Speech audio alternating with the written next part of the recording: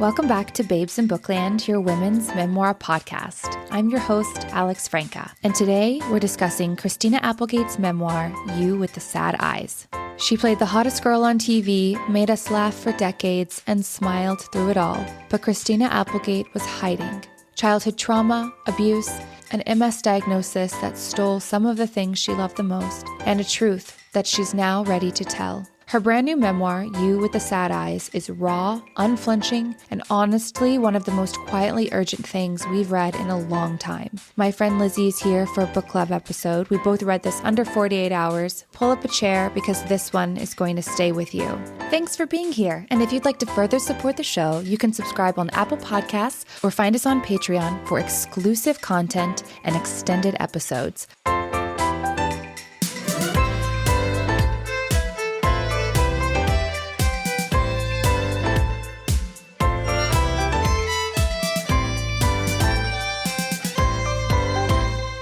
Hi, Lizzie.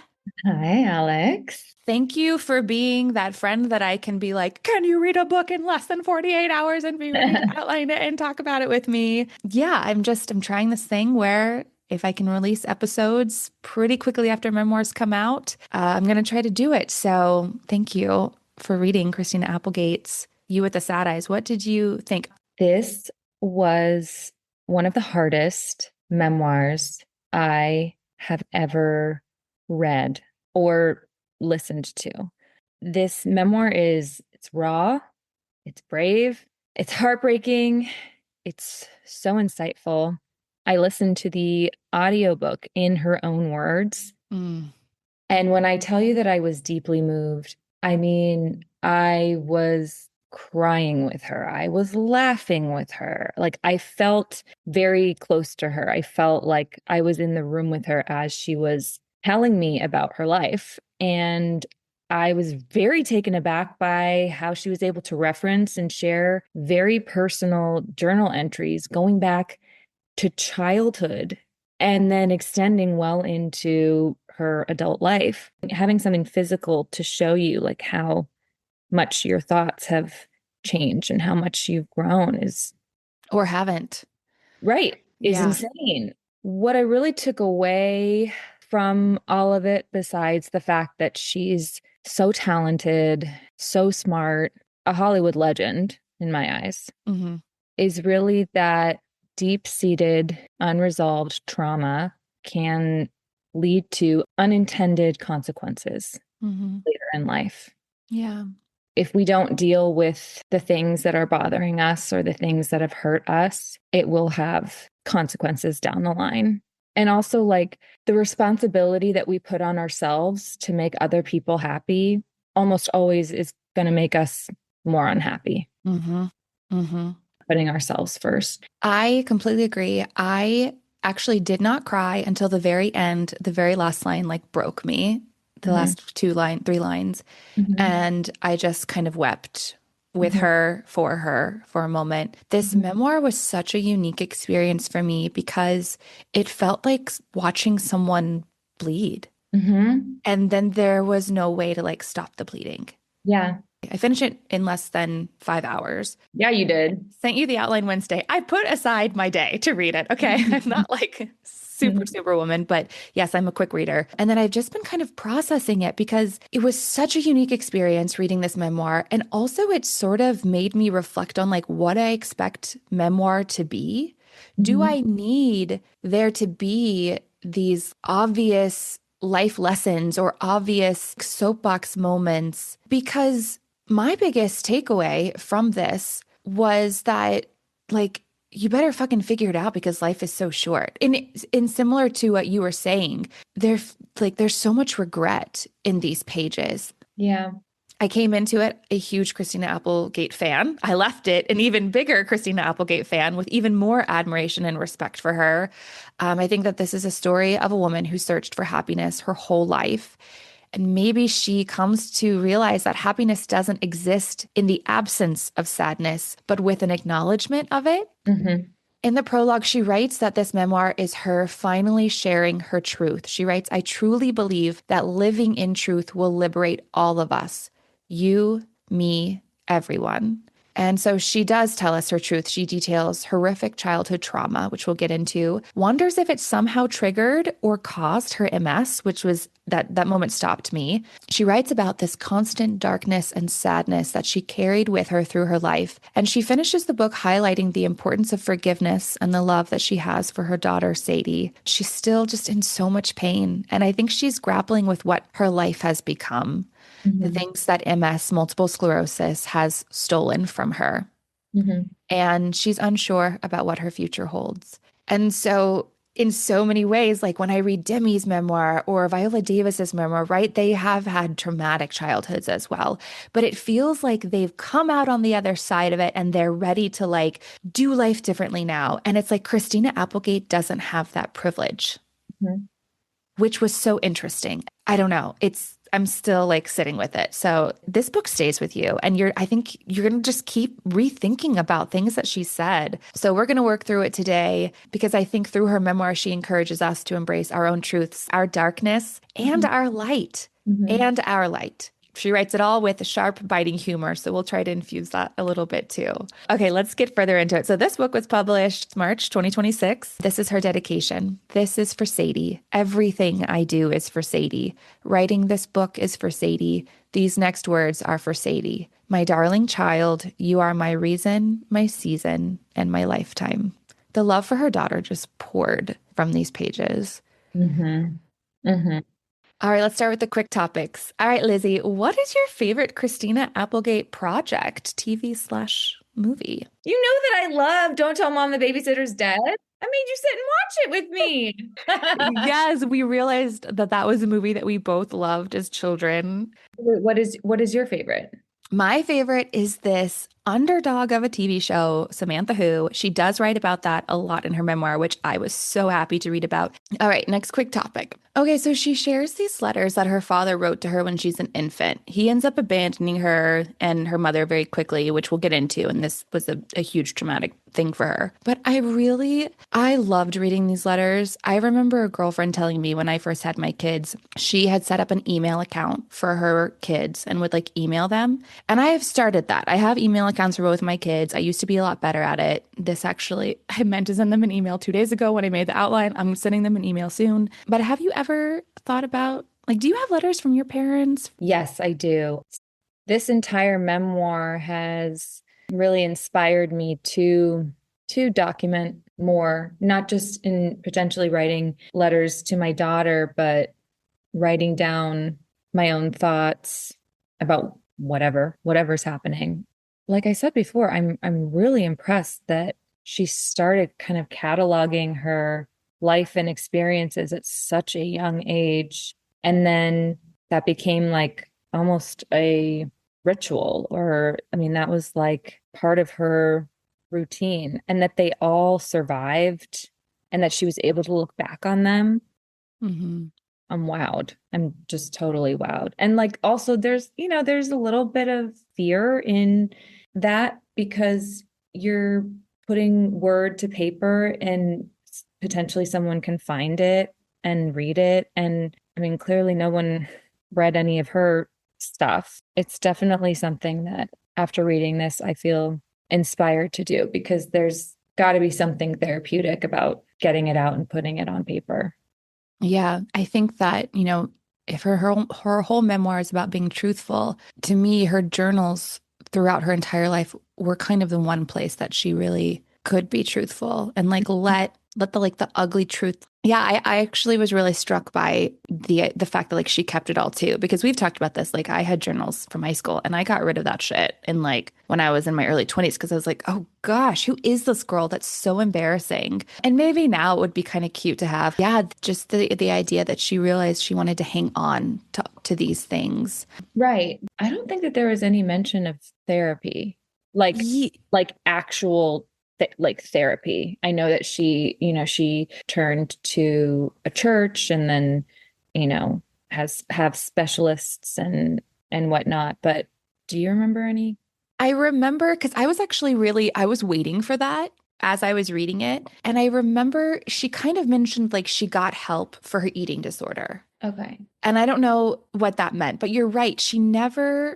she doesn't really talk about therapy or going to therapy. And that was one thing that I think would have been helpful. I mean, obviously, like even now, which, I don't want to project my own shit onto her. Like she's No, of course not. clearly doing what she needs to do to like live her life the way that she wants to live it now. But I think therapy is very helpful. And we also don't know, like, she was living in a different time with access to different things. And like, this may have been the best that she could do. She was also like working constantly and on vision shows. So, I mean, I can't fault her for that. But I did think it was interesting that she wrote it all down. And so she's able to refer to very, very specific times in life. Yeah. And she even allows that to be her words.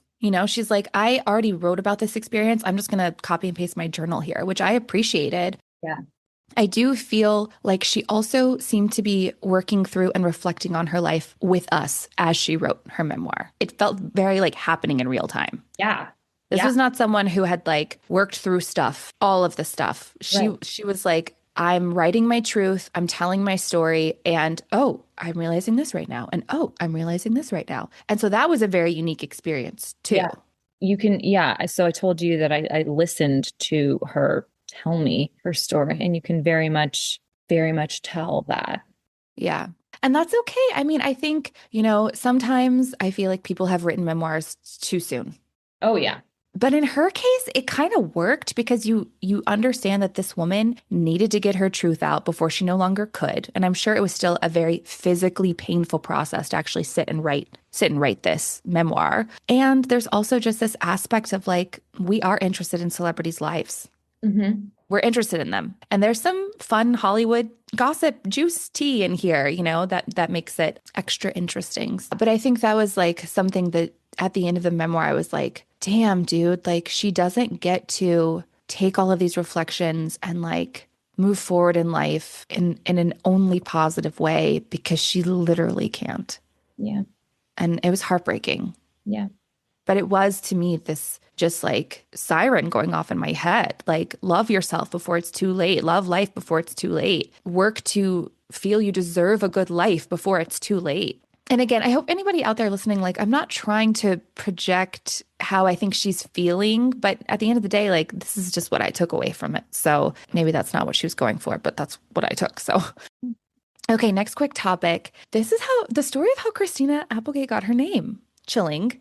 So she writes that her mother named her after her mother's favorite painting, Andrew Wyatt's 1948's Christina's World. She writes, it's almost too strange a coincidence, given everything that's happened to me in the past few years, that Christina's World depicts a neighbor of Wyatt's, one Anna Christina Olson, who suffered from some kind of degenerative muscle condition. Miss Olson always refused a wheelchair, choosing instead to crawl. Wyatt once said of the painting, the challenge to me was to do justice to her extraordinary conquest of a life which most people would consider hopeless. And here I am, Christina continues, with MS, some days feeling hopeless, but still crawling my way forward, still in my own extraordinary conquest of life. My mother called me Christina, nothing is an accident, after a girl who couldn't walk. Now, 5 decades later, some days I can't walk either.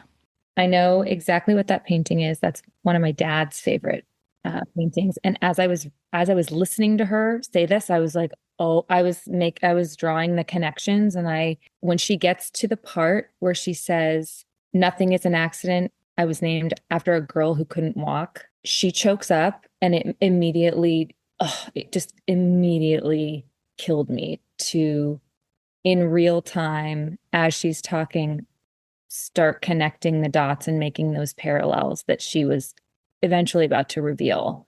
And it's sounds like I need to listen to her audiobook too. I wish that I had listened to the audiobook while reading. Having a toddler that needs me 24/7 and is running around and likes to rip pages out of books, I decided to go the audiobook route. So the book appreciates that. She talks about all the time, like she's moved so past the bullshit. Like she's just like, fuck it, here I am.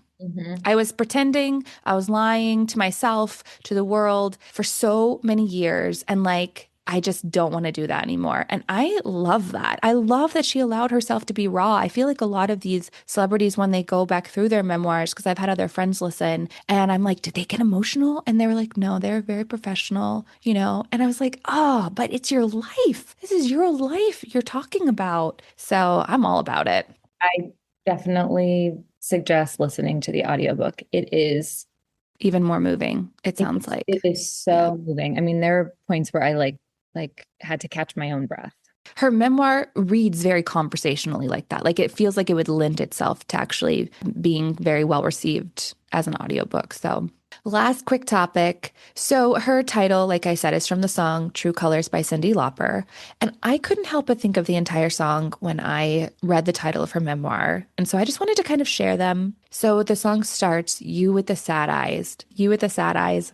Don't be discouraged. Oh, I realize it's hard to take courage. In a world full of people, you can lose sight of it all, and the darkness inside you can make you feel so small. I see your true colors, and that's why I love you. So don't be afraid to let them show. Your true colors are beautiful, like a rainbow. I think that's what she's asking us here to like love who she actually is instead of like who we thought Christina Applegate was. And I do. Me too. Not that it really matters. Because I think all she needs, honestly, all she needs is the love of her daughter and her husband and her friends and stuff. But I can't imagine being such a famous, iconic person and feeling like you've had this mask on and then something so profound happening to you on all the levels, mental, physical, spiritual, emotional, Mhm. and just feeling like, no, they have to know who I am. They have to see me, who I really am. Mhm. And I think we can all relate on a smaller level of like you said, like, how do we do that in our day-to-day life? Who are we like hiding from? Why are we hiding ourselves away? Yeah. It can feel scary and dark, but like you said, if you don't acknowledge it, like it will have unintended consequences. Mhm. Let's get further into her memoir. She writes, I've played the character of Christina Applegate for so long. I am a troubled and broken and beautiful and smart and interesting and funny person, but I am not Christina Applegate. Anyone who truly knows me knows I am not Christina Applegate. So this is us, like I said, getting to know the real Christina Applegate, or Kiki, as she is called by the people who know and love her best. She writes, one of the things I've begun to see more clearly is that I'm a survivor. And I think that's a really powerful statement. I think sometimes it can feel hard to own that you've survived something. You know, like, does it feel like we're bragging or gloating, or do we not even want to acknowledge the pain and the hurt and the wound that we had to overcome? You've survived some stuff. Do you feel comfortable saying, like, I'm a survivor? I think it's hard because it can obviously lead to more questioning, but then it can also be perceived as haughty or like bragging. There's this inherent guilt Mm. that's embedded in, Survivor's guilt? yeah. And so it's hard to come to terms that because really, in order to come to terms with that, you have to fully acknowledge that you've been through some tough shit. Shit. Yeah. Yeah. Yeah. Well, this is definitely her acknowledging it. So, okay, let's start with Hollywood. We're going to kind of save her childhood for the end. I had not realized how much dance was a part of her life. She was put into dance class when she was 3. Her mother wanted her to have a positive addiction. And very quickly, Christina falls in love. She writes, it's impossible to overstate how important dance is to me, not just as an expression of my artistic nature, but as a kind of therapy that goes beyond talking, beyond closure, beyond making peace with the past. I love dance more than anything in my life. It calms me, inspires me, moves me, brings me into my full body, expresses all the hurt and anger and sorrow I've felt across the years. It made me sad that she doesn't really have that. She talks about how there are still some days where she can dance, but more often than not, she can't.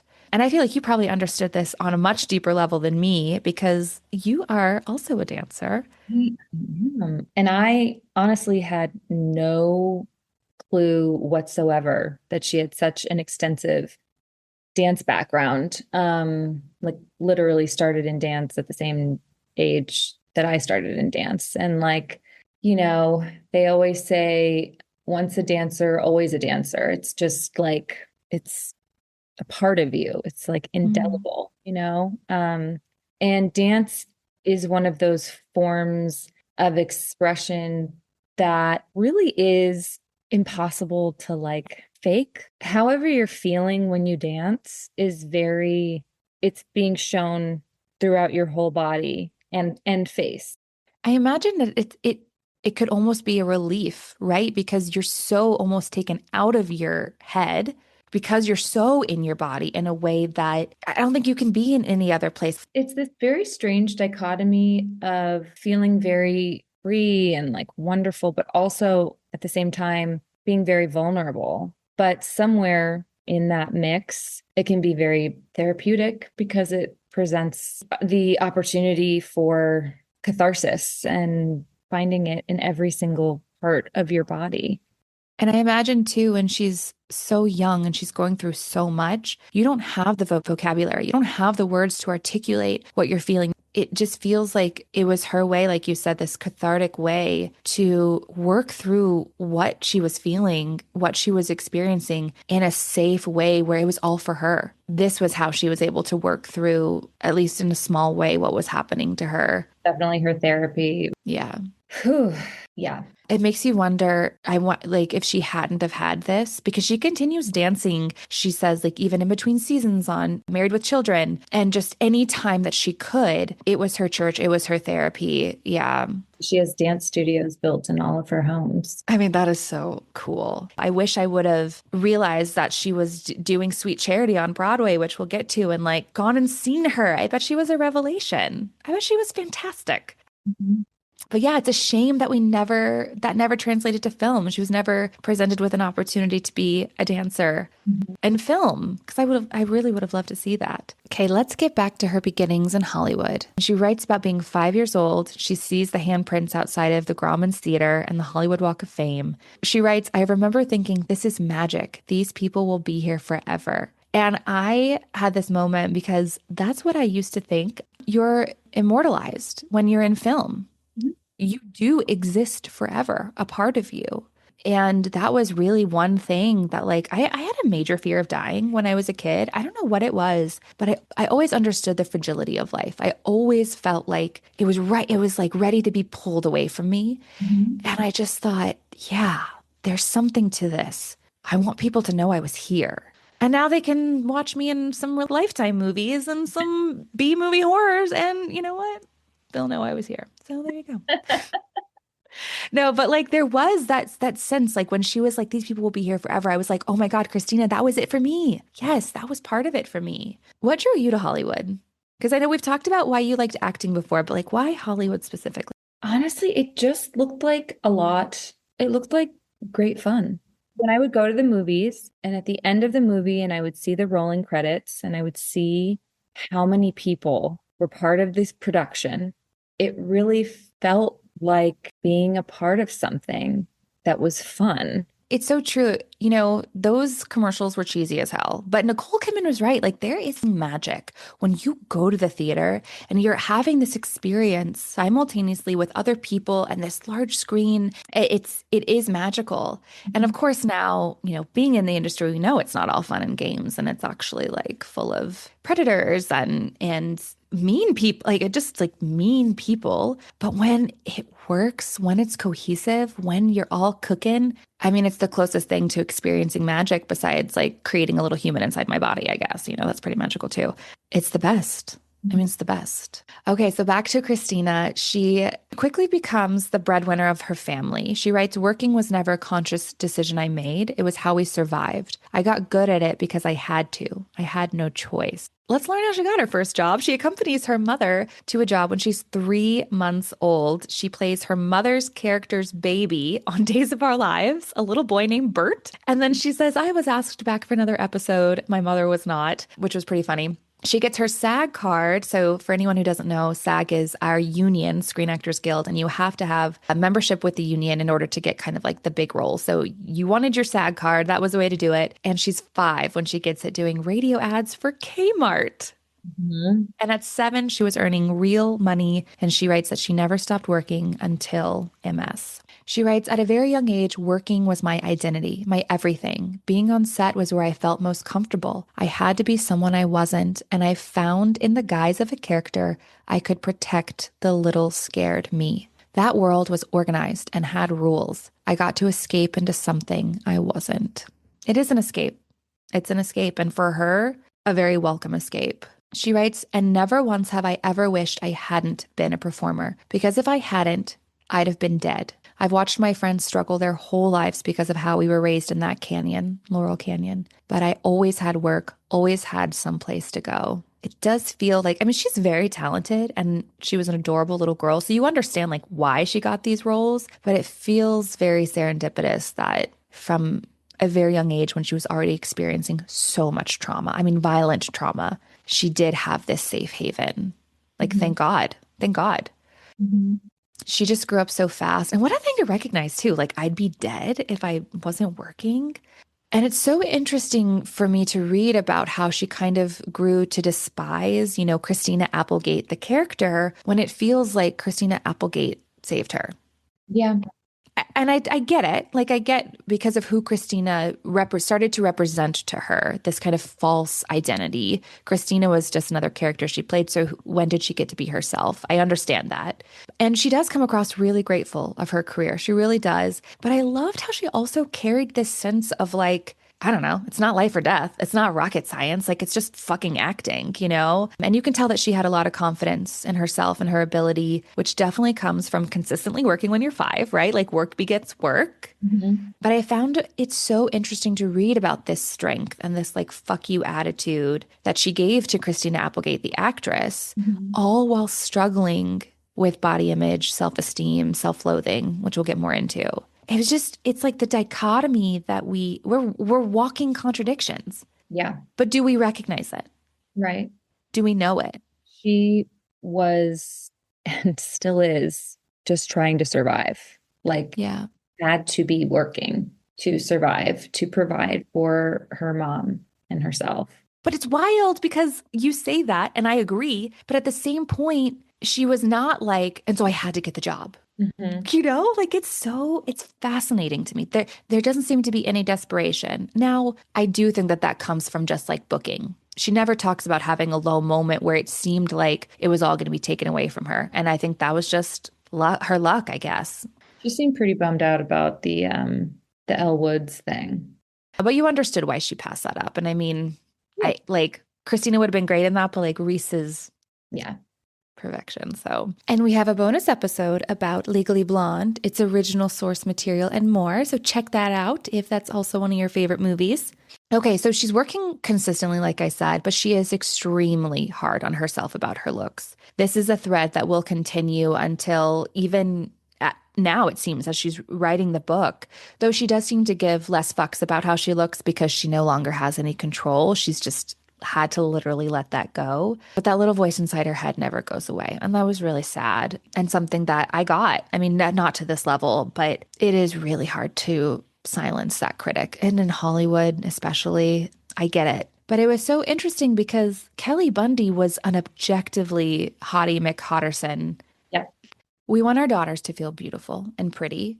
We want our friends to feel beautiful and pretty. But then when it comes to us, it feels like it's narcissistic or something that's just taboo to like feel pretty or admit you're pretty. It's like that scene in Mean Girls when Regina George is like, oh, like you're pretty. And Katie's like, thank you. And she's like, oh, so you think you're pretty? And it's like, well, is that wrong? Yeah. Shouldn't we all like it's so messed up? I'm trying to just like let go of other people's judgment on it because I'm the only one that has to live with my face for the rest of my life. So I might as well like it. Yeah. But yeah, because it broke my heart. Christina writes, not one time have I looked in a mirror, even all done up, and thought, oh, I look good. Like, I don't want to feel that. Mhm. God, she's a beautiful woman. I Mhm. can't believe not once. I feel like there's just so much internalized shame as a result from the trauma she faced as a child. This was an effect of that. And we'll get to more of that at the end. But feeling abandoned by her father, being sexually abused, domestic violence, and then the one place where it seemed like she was sort of winning this really pivotal moment happens to her, and it changes how she feels about herself and her acting career for the rest of her life. And she's fairly young. She seemed to be like, what, 11, 12-ish when this happened. She writes, "What others might have taken as just an innocuous comment became for me a Mount Rushmore-sized moment of shame." So she's booking all these jobs, and she writes that acting was her survival, like we said. It's not like she thinks she's super hot shit or God's gift to the world or anything like that, okay? Like, she makes that very clear. But she's self-conscious, you can tell. She never wants to come across like she's bragging. I think she doesn't say this, but it seems like, she's understanding that her friends aren't booking as much as she is, or like, I think she's understanding like, this is going really well for me, and maybe it's not going really well. And obviously she talks about growing up in the canyon and the life that her friends were living there. Like, I think she understood that something good was happening for her, but she didn't feel comfortable acknowledging that. Mhm. And so she tells her friend, "Hey, if I ever get weird about what I'm doing, like, let me know." And one day they're walking near 20th Century Fox, and Christina just very innocently is like, "Oh, hey, I live there," because she's working there a lot. And her friend's like, "You're doing it." That's exactly how I imagined her friend turning to her, by the way. Oh, you heard this. Did she really, like, how did she have the friend say it? You know, it's funny because the way I interpreted it, or the way that she read it, was not as biting as I had like pictured, maybe.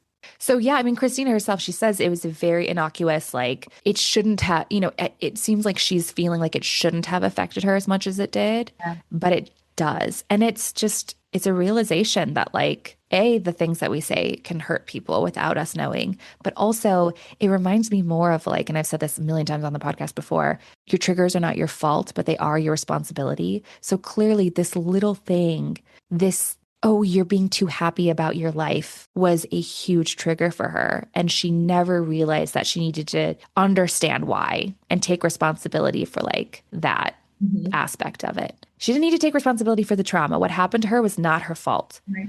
But like you said, this idea that there's unintended consequences when we don't deal with it, that's where the responsibility comes in. Christina writes, "Since that day, I have never spoken again about my accomplishments, not a single day. I don't boast because that girl whispered in my ear and still whispers every day, 'You're doing it.' I have often felt great shame for what I do." Mhm. And again, this made me so sad. And also, I was like, "Oh, honey, like, I would kill for your career. So many people would kill for your career. Damn, you didn't allow yourself that because you felt so much shame." That's why I keep taking the lesson that I have is like, figure this shit out before it's too late. Figure it out. It's really heartbreaking. Yeah. All right, so she shares a lot more fun anecdotes sprinkled with some more shame and self-loathing and body dysmorphia. I loved learning that Will Ferrell and Adam McKay gave her part of their salary so that she would do Anchorman. And that's kind of become like one of the big headlines from the memoir Mhm. because she was offered an insultingly low amount of money for it. So good for them. Yeah. Good for them. Yeah, good for her saying, like, actually, love you guys, had a great time, but that's too low. Like, Yeah. worth. And that was what was so interesting to me, how, like, in some ways she really did know her worth and her value. Yeah. I loved reading about how she felt so uncomfortable improving with these geniuses. I also love my lines, but when she finally learned it, she flew. I mean, she's hilarious in Anchorman. That whole part was really fun to read about. Yeah. I thought the stuff about Brad Pitt was hilarious. And then I went and Uh-huh. the pictures and of the dress and oh, Yes, that's what I'm saying. She didn't look in the mirror that night and think, oh How do you not look at Brad Pitt at that point?" Which, like, problematic as that man is, I mean, really gross, he was gorgeous. Gorgeous. How do you not look to him and say, he's with me. That must mean something. I don't know. Yeah, she does some fun name dropping about who she dates, including ditching Brad Pitt at the 1994 MTV Movie Awards. But before we get into more of her dating life, we have to talk about this sweet charity moment because, oh my God, it just really shows her resilience and her grit. And she definitely had a lot of resilience and grit to get through her life, Mhm. for sure. As we've talked about, she has this immense love for dance, and she calls Bob Fosse her hero. And she gets the opportunity to audition for the lead role of Charity Hope Valentine in the revival of Sweet Charity. And she talks about this 12-hour audition, which I can't even imagine, to be honest. They're practicing for Broadway, and it's the first night of the previews. She breaks her foot in the first number.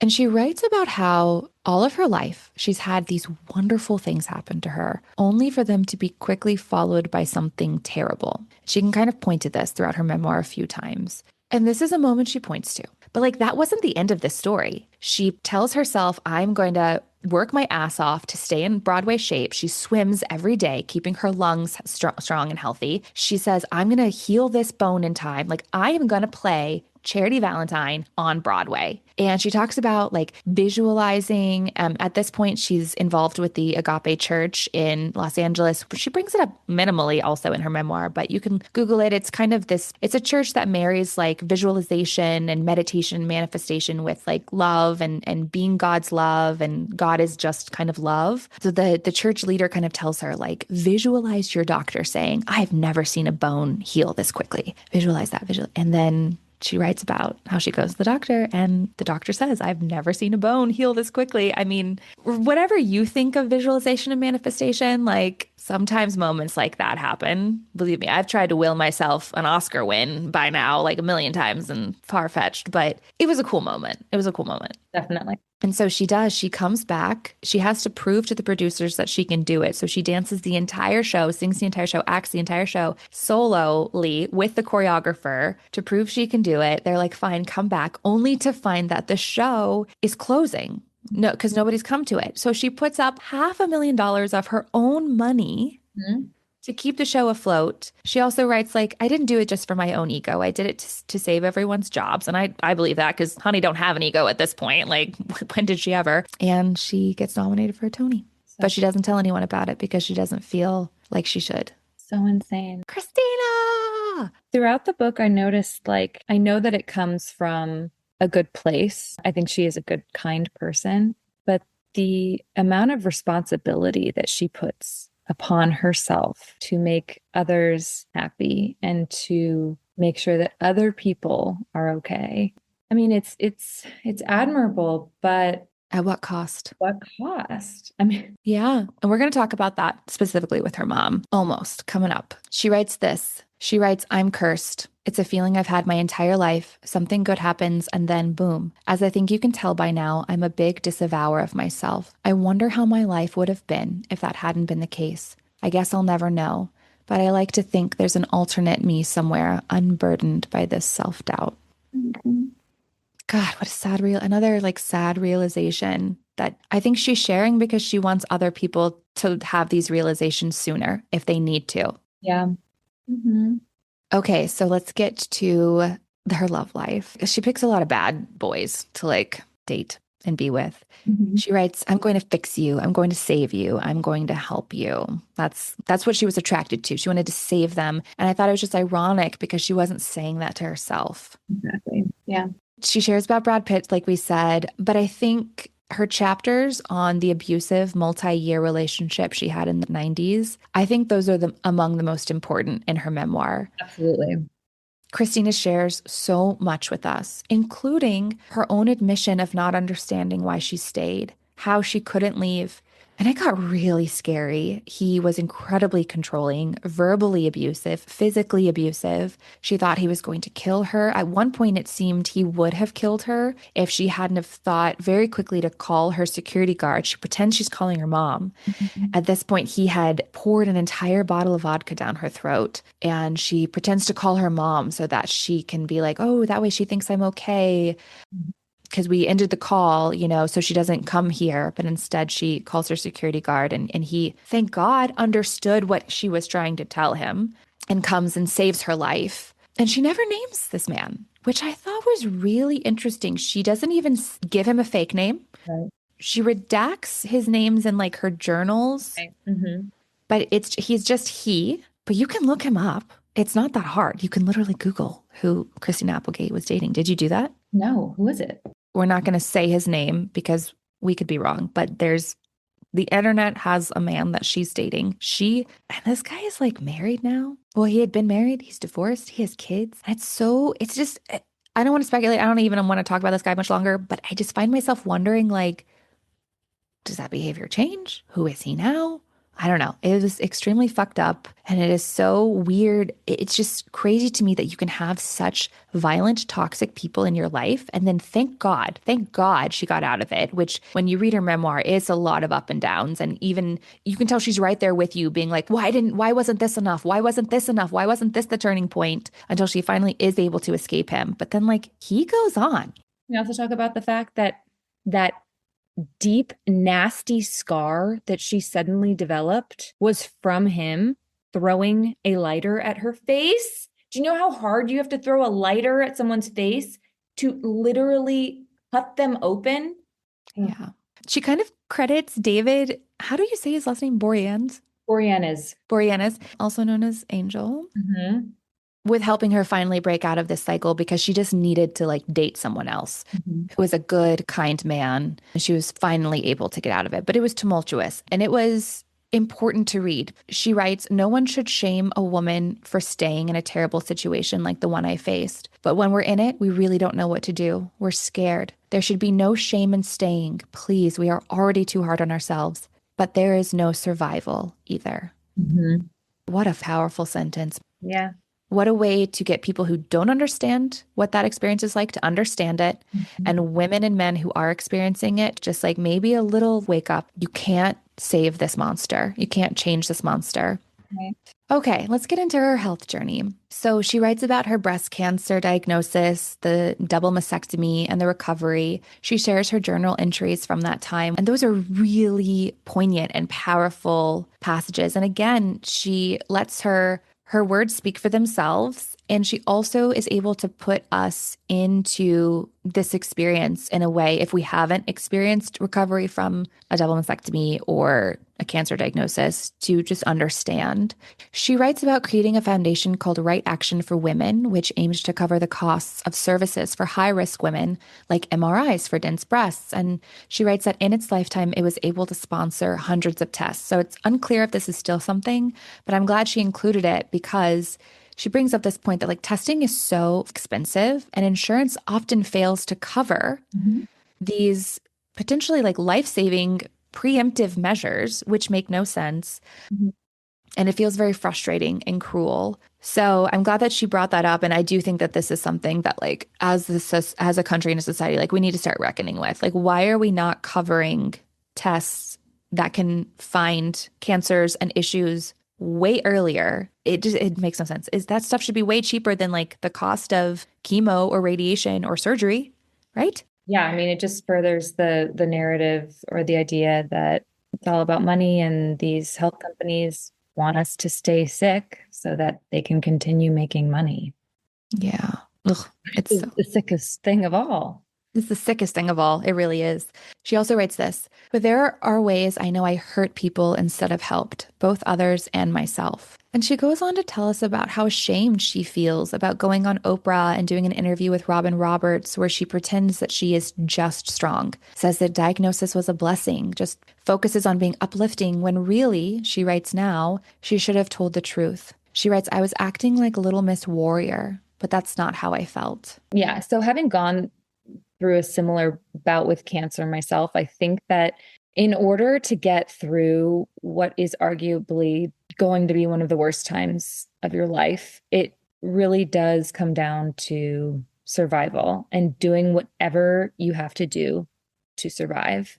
Oftentimes you feel pressure to push through it and be strong and be a beacon of hope for others, a warrior princess, if you will, is what I called myself. However, that can be damaging in the long run because you're not truly dealing with or fully feeling the weight of how dire the situation is.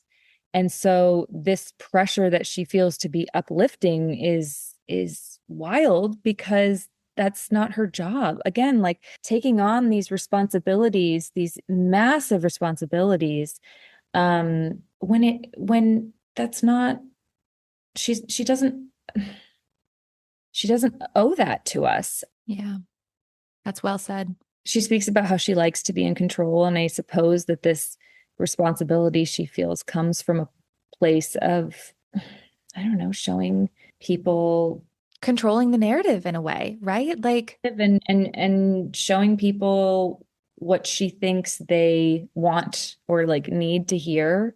Like Mm. she could also just, I don't know, her experience on Oprah, she didn't have to do the show. She writes that like it still was a good experience because her doctor was able to come on Oprah with her and share a lot of information. And so she was really proud of that. But you're right. But I think this is so indicative of how she's lived her life, her entire life. Fake it till you make it. Be strong. She's so hard on herself. Yeah. Yes, she's a public figure and she has a platform and she wants to inform people, bring awareness, and that's great. But the most important thing is her taking care of herself. Yeah.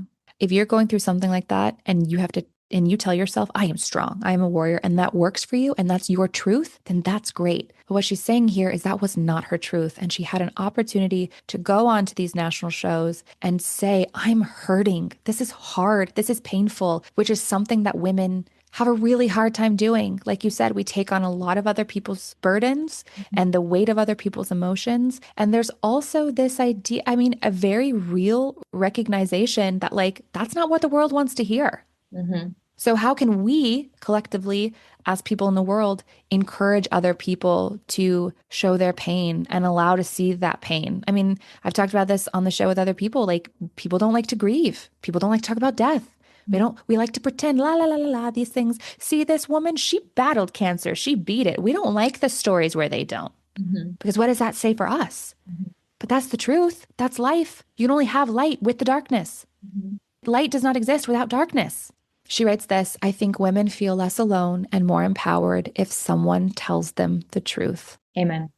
Okay, let's get into her MS diagnosis. So, multiple sclerosis is a chronic, unpredictable autoimmune disease of the central nervous system, brain, spinal cord, and optic nerves, where the immune system attacks the protective myelin sheath covering nerve fibers. This damage disrupts communication between the brain and body, leading to symptoms like vision loss, pain, fatigue, and impaired coordination. And that was from Google. During the final season of filming Dead to Me, a show and character that Christina writes is like the best work she's ever done. And she finally admits it. She literally writes like, and I'm finally admitting it. And of course, it's too late. The one she's been waiting for her entire career, she's diagnosed with MS. She details the honestly beautiful and very un-Hollywood way that they collectively get through that final season of Dead to Me. Every single person below the line and above. Mhm. She works through the pain. Talk about grit. Mhm. She writes, I collapsed when it was done, and I've been collapsing ever since. And she talks about the irony of it. She writes, it was the first time people saw I was good at what I can do, and it was all being taken away. And now she's living day to day. She writes, some days I can bear to dance, others I fear the wheelchair. She's found a community. She has a podcast with Jamie Lynn Sigler called Messy, capital M, capital S in the middle, MS. Mhm. She doesn't sugarcoat this horrible disease and doesn't want you to ask, how are you, Christina? Though she's gotten better at answering. She writes, it's much easier to answer when you don't worry about what the other person wants to hear. Mhm. She writes, some days my life hurts so bad that I just sit here and cry, except if Sadie needs me. Mhm.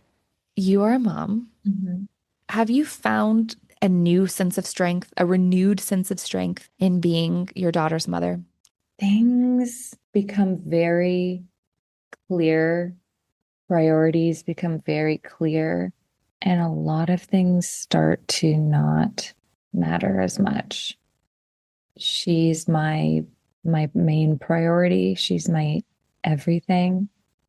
I just am so excited by her every time I see her. I miss her when she's taking her naps. I miss her during the nighttime when she goes to bed.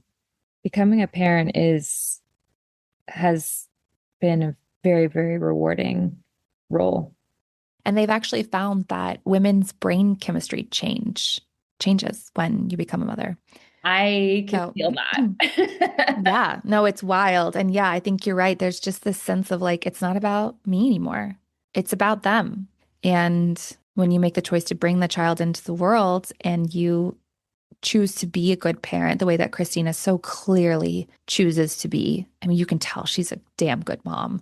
Not, not without the day, the moments and the days, but it seems, she just, their relationship is very beautiful the way that she writes about it. You do what you got to do for them. Oh my gosh. I love the point where she was driving her daughter to school and she got out, or she went to go out, get out of the car. And she was like, I don't think I can get out of the car. And Christina goes, why? And she goes, because I'm having too much fun with you. I know. I was like, please, can that be my life when my daughter's that age too? I mean, it's Oh my beautiful. gosh. Like the day that my daughter says something like that to me, I will melt. Yeah, that's it. That's all. That's what you do it for. Yeah. No, that was a beautiful moment. I'm glad that she recognizes that because, like, we've all talked about there's been a lot of disavowing. She writes it, she disavows herself a lot, but she doesn't do that in motherhood. Mhm. Good for her. This part was wild. She writes about, like I mentioned earlier, a recent study suggesting a link between childhood trauma and an increased chance of developing MS. The 2022 study of 80,000 Norwegian women, published in the Journal of Neurology, Neurosurgery, and Psychiatry, noted 3 kinds of abuse of children that were possible factors in a subsequent diagnosis of the disease: sexual, emotional, and physical. Close to 20% of the women admitted to suffering one form of abuse as a child, but staggeringly, there was a 93% chance of an MS diagnosis if a child had been exposed to all 3, which Christina experienced growing up. There were a couple of random things before we get into her childhood trauma. She helped form the Pussycat Dolls. That was so random. So random. Wonderful, but so random. Incredible. Okay, so I bump on 2 things. One, the relationship with her mom, which we're about to get into. Number 2, I did not like the casual Johnny Depp mentions. I just like knowing too much about him, especially Christina having experienced domestic violence. I thought they were weird. It didn't further the story. She could have just talked about the Viper Room. She didn't have to bring up Johnny Depp. I don't know. It was weird to me. What do you think? Am I overthinking it? I just don't like that man. And so Maybe. anytime I see his name, I'm just like, ugh. Yeah, I mean, I think that they just basically like grew up together in the industry together. I know, but no acknowledgement of like I know. who he is. It's like if I grew up with someone like that, I don't think I'd be putting them in my memoir, especially if like they didn't have, like he wasn't significant. It's just like his name is in there, Right. right? I don't know. Anyways, yeah. Okay, let's get to her childhood and then we'll wrap this up. She writes that her mother always told her she was a sad little girl and that she was born that way. But Christina argues that that's not true. She writes, I was introduced to the weight of the world much too early in life. And also, that's a fucked up thing to say to your kid. Like, I'm sorry. Yeah. You are a sad girl. Always have been. Although sadness is not bad, it's like weird. I feel all sorts of weird ways about it. Let's try to like unpack it together here as we can. And also just listeners know that like I'm bringing my own shit to this memoir as we all bring our own stuff. So like if you think I'm wackadoodle, then hey, whatever. At least we're talking about it. Okay, so we learn about her extremely tumultuous and unstable childhood. It was filled with neglect, abuse, and fear, death of friends, murder nearby. Her father abandoned her and her mother when Christina was a newborn, around 8 months old. Now, look, we both have children. I can't even imagine. I mean, you are still in it at 8 months. In it. I was a mess. Yeah. And Nancy, her mother, was pursuing an entertainment career as like a singer slash actress. So really very similar to if our husbands would have up and left us. Mhm.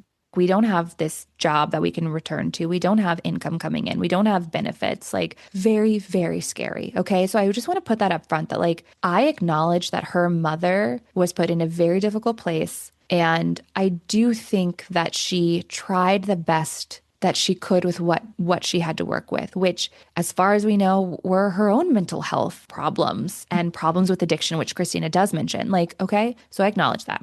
But overall, Christina gives her mom a lot of grace, a lot of forgiveness, but there seems to be no accountability. Again, it felt like Christina was taking on the burden of, well, my mom did her best. Either that's just what she needs to like, that's the end of the sentence for her, and she can't go any deeper. But like when you read about the stuff that went down and the ways that Christina was left with teenage girls. One of them makes Christina go down on her when Christina is 5 years old. 5 years old. Mhm. If I heard that that had happened to my kid, I would be apologizing and on my knees wailing for forgiveness, even though obviously I didn't know that was happening. Right. You know what I mean? And that was just really like, she even writes like her mom gave her Valium. She Mhm. writes, the issues of the time became her issues, and her issues became mine. Yeah. So Christina does acknowledge this codependent relationship that she has with her mom that I personally feel stems from her being so young and seeing her mom on essentially on the brink of death, scared for her own life, scared to death that she's going to lose her mom. Her mom has been altered mentally, psychologically by substances that she was unaware of. Like she thought that she was taking a sleeping aid and she was really taking heroin. Yeah. No, Like, she had this very toxic man in her life whom Christina's like, I hope it was painful when he died of lung cancer. Like you can the love for her daughter seeps off the pages and the hate for this man seeps off the pages. I don't know, and maybe I get it a little bit because I love my own mom in similar ways, despite the fact that, our relationship was fraught at times. But yes, she just has the most unconditional love for her mom. And no, I don't think it's fair that she was forced to have this understanding of like how vulnerable her mom was. Like again, not her job, but that's what she did to survive. Yeah. I don't want to be a bitch about it. I was upset on Christina's behalf. I was like, you were failed. Yeah. You were failed. She was the breadwinner at a young age. Like, but you know what? It's not my life. Christina's making peace with this however she needs to. Maybe it wouldn't fly for me. And maybe I need to reflect on why it wouldn't fly for me. Like, maybe that's a bigger question I can ask myself. But I just thought it was really interesting. Thought it was really interesting. So I had to bring it up because going through when you read what she experienced and then in the end, she writes this about her mom. She is my hero. Our relationship, though sometimes fraught, has long settled into love and acceptance. But even back then, she taught me what it means to survive something terrible and emerge into a kind of freedom. I now know just how strong she had to be for both of us. I finally understand what it means to put your own needs to one side because you love someone so much that all you can think about is their happiness. It took becoming a mother myself to fully comprehend just what my mother achieved. And I think there's something there too. I think either when you become a mother yourself, you see your own mother in a different light or a different shadow. Mm. Some of us see our parents in their shadows, maybe when we become mothers. Mhm. She was surviving so much that her mother had to be her safe place. And like sometimes you just can't go deeper than that because you don't want to risk losing your safe place. And that's okay too. It Yeah. seems like her mother really loves her. It's not like her mom's abusive or toxic and you're like, no, see her for who she is. Mhm. It seems like her mother is this solid ground for her now. And so who cares what Alex Franca thinks of their relation? You know what I'm saying? Yeah. At the end of the day. Yeah. But I wanted to explore that with you. Thank you so much. I feel like you brought up such good points because as I was reading it, it was something that just kept coming up. So I was like, I have to talk about this. These are book club chats. Yeah. And I felt the same way about like kind of a lack of accountability. Yeah. I guess because I personally understand, I guess, the fear of losing your safe place and not wanting to speak ill of your safe place and just, I guess, being happy that they're still with us despite all of their flaws. Like she's a very, very forgiving person. Yeah. Let's talk about her dad, whom she also forgives. She writes about this really incredible thing. I wish that this was available to more people. I know it is, but it's expensive. She was able to go on that show, Who Do You Think You Are, and really trace back her father's ancestry. And she and her father come to realize, like, on camera that he was told a very different story about growing up, told himself a very different story about growing up, and that his own life was full of neglect and abandonment. So she forgives him and she writes, we all might hope for some great coming to terms with those who've wronged us. in which the things we say or do heal forever the wounds we've inflicted or the wounds we've endured. But in the end, it might just be recognizing that something righteous and loving in spite of having scant modeling to draw upon. That is enough. There it is. There it is. We're not really going to get into too much of her spiritual journey, which she kind of like dabble, like she drops, there's the chapter on Hawaii, how that was a very sacred, beautiful place for her. And obviously we know that her nickname Kiki came from her Hawaiian friends. But I really liked this quote. She writes, "The question of intention has in recent years come to haunt me because the universe doesn't know your intention. It only knows where your attention is. And where has my attention always been? The negative. Have I brought all this on myself? Have I created all of this? Have I been walking around expecting the worst all the time, only to be proven right over and over again because the universe answered my energy?" I wonder that too. I don't know. I don't know how much I subscribe to The Secret. This is kind of like The Secret, right? But I do think that you see what you look for. Mm-hmm. And so it's almost like if work begets work, bad shit begets bad shit, good shit begets, it's like you just stay in whatever cycle. You come to expect what's already being thrown your way. And like she experienced so much bad shit from the go that like, how could she even think to expect that something different was going to happen? Yeah. But you should, Yeah. because like then you get to this point and you're like looking back, all I saw were the negatives. And maybe that's all that I was given because that's all that I was expecting. Yeah, I think it's like her memoir to me was like a warning, kind of. Yeah. Not to be like super dramatic about it, but. No, I completely agree with you. So she's told us her truth. She writes, "I embrace my sad eyes. I've earned them."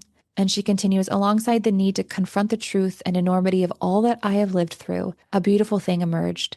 I've started to make a little sense of it, understand what happened, see patterns, discover meaning, find the love and acceptance and healing in it, and start to forgive myself, to give my young self, especially, some slack for all the bad decisions and self-destructive behaviors. By working through it all on the page, I intend to release myself fully into a life of acceptance, hope, and joy." And I hope that's where she is. I think she finally acknowledged and shared a lot of truths, and that's incredibly commendable. And I think it's the first step in breaking out of shame. Mm-hmm. And I think she's still working through some stuff. It feels like like I said, she's exploring things with us as we move through her memoir. At one point, she's even wondering, like, what is this book about? And you're kind of right there with her. You're like, this feels scary almost. Like, what is your book through you sharing your experience making me reflect on my life? She's like, all I'm asking you to do is take my hand and walk through this journey with me. I'm not saying that I'm going to have some great realization or lesson at the end of it, the way some of these memoirs really do. Some of these women are like, let me tell you a tale and look at me now. She doesn't do that. I think you can use the hard moments in life as a way to double down on the negativity and say, you know what? Life sucks and this sucks and I suck, blah, blah, blah. Or, which is what I think she's encouraging us to do, you can take the time to reflect and see if there's anything you want to change about yourself before it's too late. Mm-hmm. I definitely recommend this memoir. It takes you on a journey. Like I was on the roller coaster. One of the biggest takeaways is to spend more time with and on the people that you love and don't get weighed down by what other people think. I know it's like seemingly so easy. Yeah. But fuck it. We have one life. We have one life to live. These are the days of our lives. What are you going to do with them? Mm-hmm. I completely agree. I recommend this memoir too. Like she said, you're not necessarily going to come out of it uplifted or hopeful. You're going to be thinking. You're going to be sitting with this one for a while. You're going to have some fun little like Hollywood tidbits take away, but you're going to be sitting with this. Shame is not worth living in. And if you feel ashamed about anything, examine it. It's worth it to lead to a more hopefully happy, peaceful life. And we all deserve real happiness. And it's okay to feel good about yourself. It's also okay to embrace the parts of your life that are sad, the darkness. It's only human. Mm-hmm. It's only human. So I'm going to leave us all with this. Christina ends her memoir with 3 sentences, and these are the 3 that broke me. Mm-hmm. Who is Christina Applegate, really? And she writes, "I am Sadie's mother. I am Kiki. And that's where I leave you. Who are you?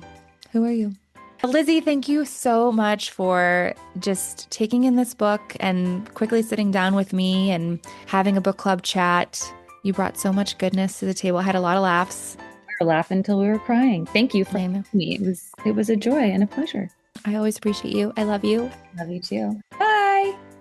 Thank you all so much for listening today. Make sure you tune in next week when author Ayana Lage stops by the podcast to discuss her brand new memoir, Missing Me, a memoir of postpartum psychosis and the long road back. This is a stunning debut by Ayana, who is a writer and mental health advocate. It's about motherhood, postpartum mental health, and finding ground when you lose all control. Until then, take care.